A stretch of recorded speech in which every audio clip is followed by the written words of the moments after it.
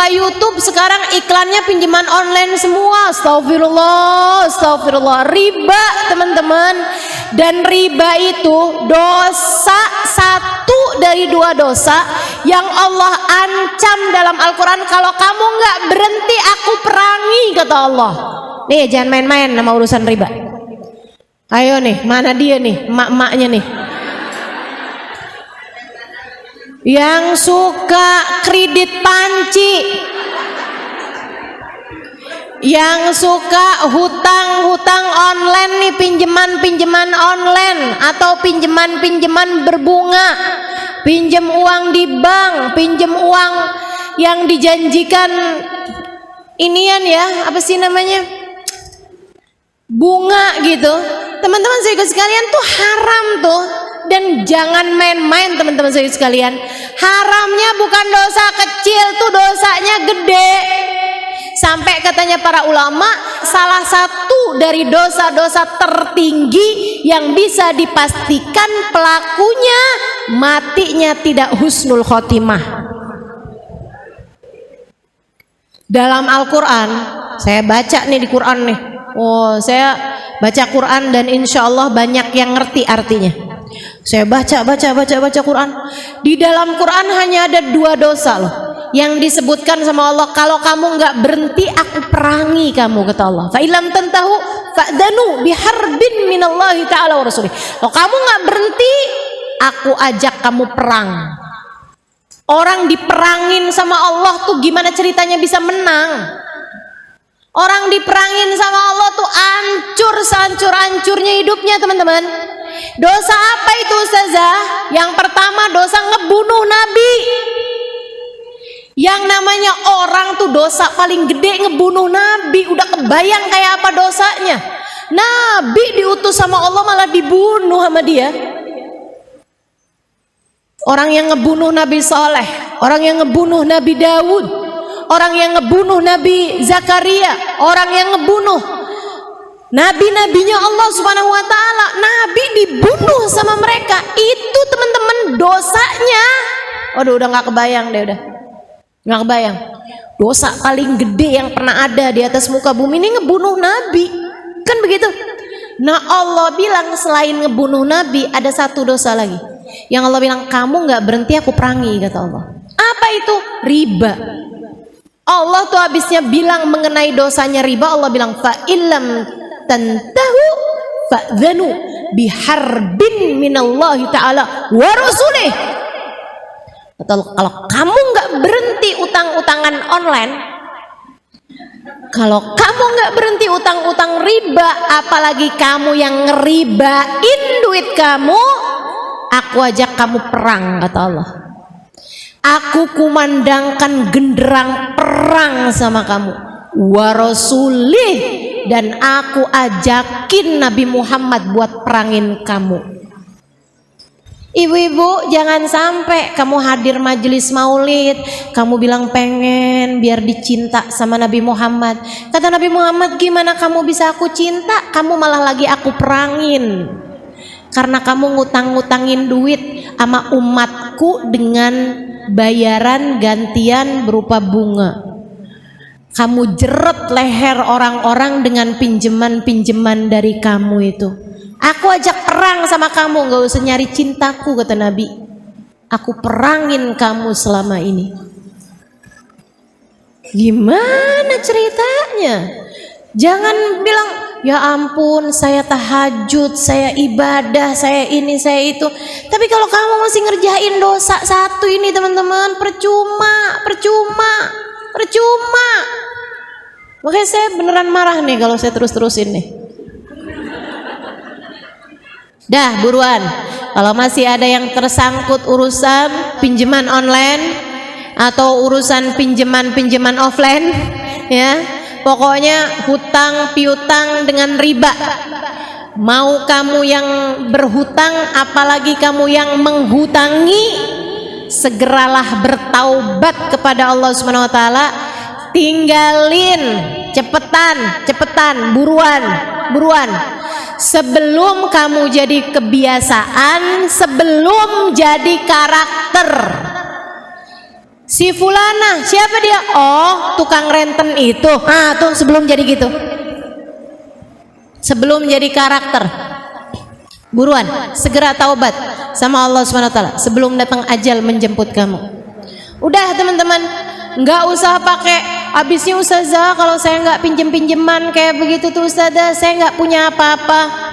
Udah mendingan nggak punya apa-apa. Bu, jangan pernah lupa apa yang sering saya sampaikan sama ibu-ibu. Sesedikit apapun yang kamu punya cukup untuk membiayai hidupmu. Tapi sebanyak apapun yang kamu punya nggak akan pernah cukup untuk membiayai gaya hidupmu. Mau punya berapa banyaknya nggak bakalan cukup, Bu, kalau yang kamu biayai adalah gaya hidup. Makanya kalau mau hidupnya tenang jangan kebanyakan gaya. Dah, nggak usah kebanyakan gaya. Ya ampun. Nih ya, ustazah kalau pinjemannya nggak pakai bunga gimana ustazah? Ya halal sih halal, tapi Bu, hati-hati ya, jangan sampai kamu punya kebiasaan berhutang, apalagi kalau sampai alhamdulillah dia kayaknya lupa dah. Alhamdulillah kayaknya dia lupa tuh. Yaudah aja dah. Ibu pernah ketemu nggak ada orang utang kagak dibayar-bayar tapi status di Instagram healing mulu. Statusnya tinggal healing di pantai gitu kan ya, healing di gunung, healing mulu Bu, giliran ditagih utang hilang. Ada tuh yang modelannya kayak gitu, ada apa enggak? Mana orangnya? Mau lihat saya nih orang yang mana nih? Masya Allah, nggak hadir ya.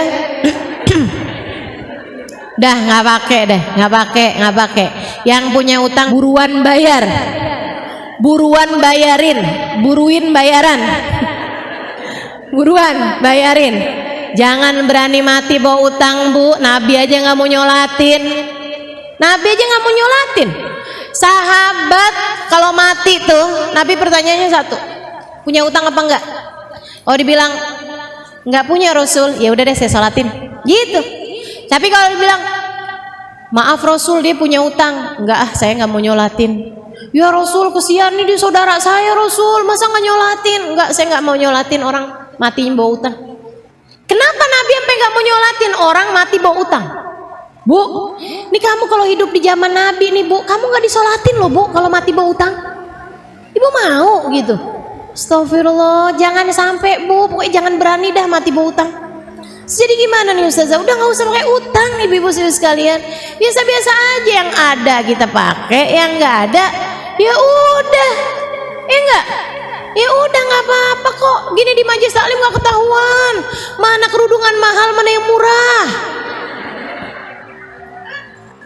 Nggak ketahuan Bu, mana yang abaya di atas 100 juta, mana yang 100.000. Udah nggak usah. Lagian ibu-ibu sekalian, kalau yang make orangnya keren biar kata murah kelihatan mahal. Maksud saya bukan saya, tapi ada orang-orang biar kata pakainya barang-barang murah juga kelihatannya mahal. Ya Bu ya, salah satunya saya. Masya Allah. Kalau orang yang nggak keren Bu, biar kata pakai barang mahal juga dikirain KW. Udah dah, ya Bu ya, nggak usah kamu jadikan tampilanmu sebagai nilai hidup kamu. Nggak di situ nilai hidupmu. Nilai hidupmu ada para karakter kamu sebagai hambanya Allah, sebagai umatnya Rasulullah. Jadi teman-teman saya sekalian, Habib Umar bin Hafid bilang orang mukmin nggak ngerjain barang mubah. Ingat-ingatin saya, orang mukmin nggak ngerjain barang mubah. Apatah lagi makruh, apatah lagi haram, mubah aja enggak kok kita. Gitu.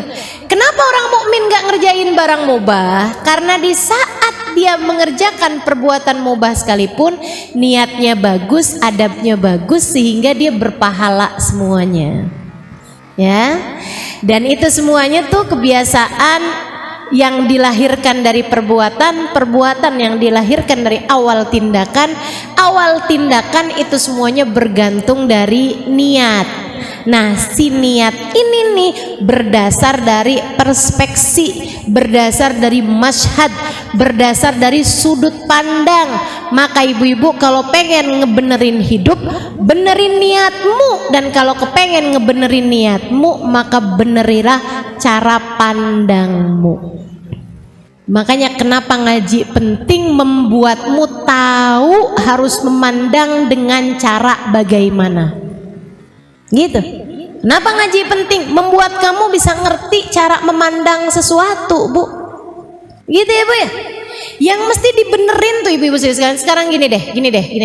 Kamu punya suami. Nih ya, buat para istri yang punya suami nih kan. Nih kamu nih, kalau kepengen ngebenerin rumah tangga kamu gitu, bukan dengan cara kamu ngebenerin fisik kamu gitu. Oh, saya kepengen ngebenerin rumah tangga nih biar suami nggak kemana-mana, jadi saya harus berpenampilan dengan tampilan yang bagus. Karena hidung saya ini belum mancung, saya sepertinya perlu buat nambahin iya, buat nambahin apaan di hidung jadi biar agak sedikit lebih mancung, filler sana filler sini, tarik benang, sulam alis, sulam bibir, kemudian tanam bulu mata gitu ya. Pulang-pulang keluar dari salon, jangankan orang lain, suaminya sampai gak kenal siapa ini, nggak gitu, Bu.